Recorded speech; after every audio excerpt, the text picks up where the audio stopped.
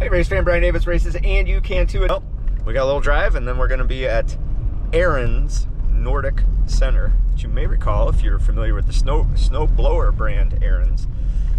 They built a whole Nordic center for cross-country skiing and all that stuff, and then the folks at Broken Spoke sweet-talked them into letting us do the U.S. Open fat bike race there on their facility. So I saw a little preview of it last night. It looks like a super highway of speed, which, as you know, I love deeply. I'm very excited. Let's go race.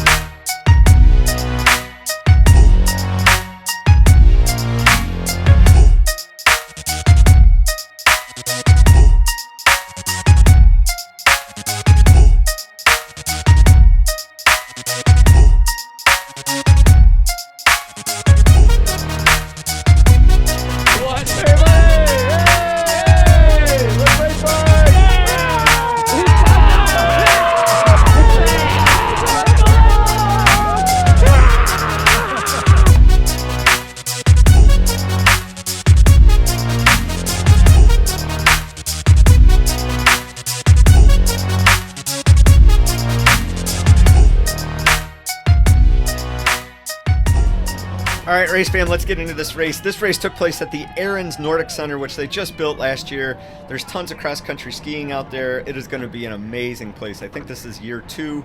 Now, I forgot to turn the camera on the first 2 laps, so you're joining me on the 3rd lap, and I finally remembered to do it. I believe we raced 6 laps, if I remember correctly. I'm doing this video voiceover weeks and weeks and weeks later, so many details are hazy. I hate it when I do that.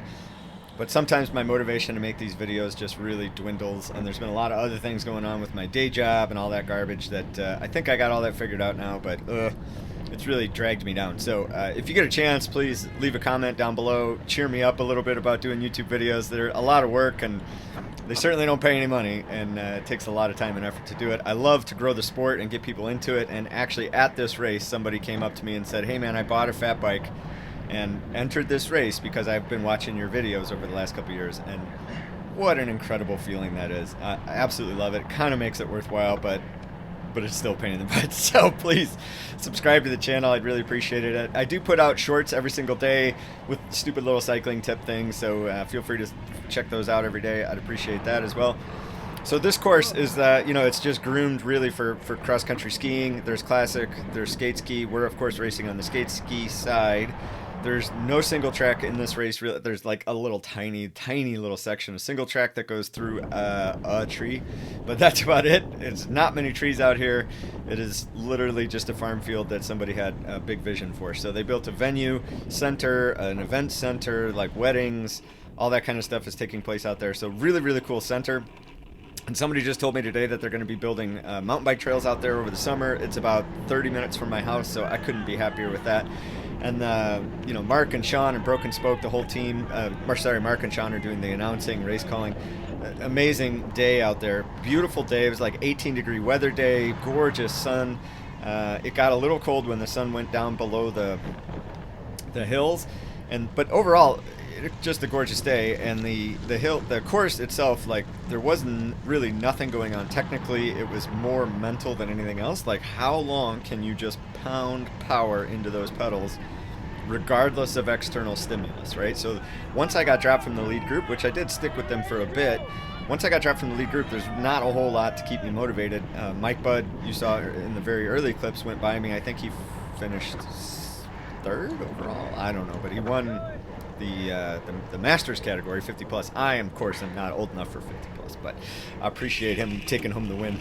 So yeah, anyway, it was No studs, no need. You know, it's like the bike was dialed in great for this day. Perfect day for that light bike that I built up, light wheels that I built up. Like really good. My fitness was fine. Weight was fine. Like all those things were good. I think I went out with the leaders and just tried to hold those wheels too long.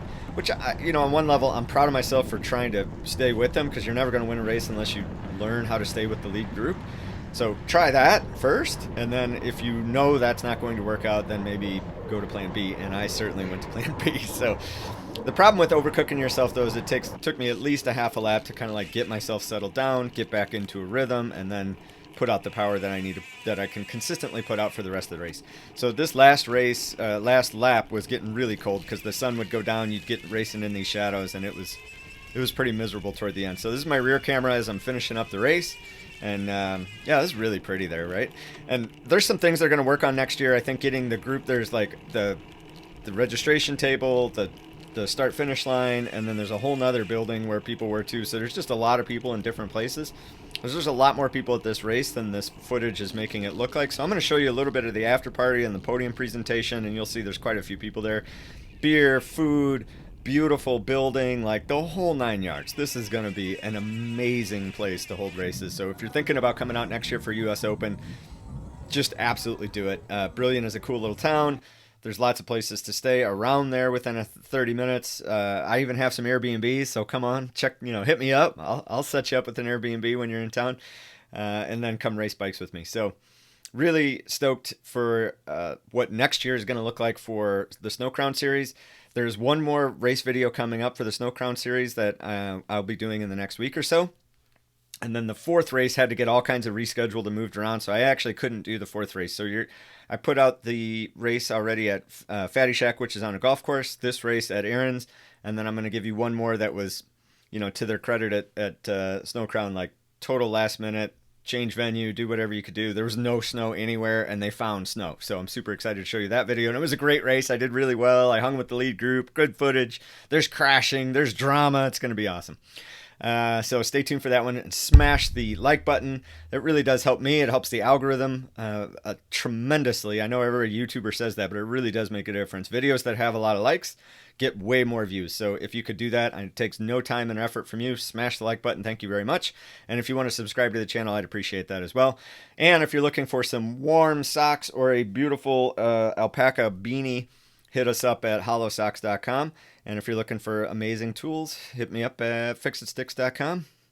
And if you're looking for weird bottles that really no one buys very often, go to backbottle.com. All right, bye.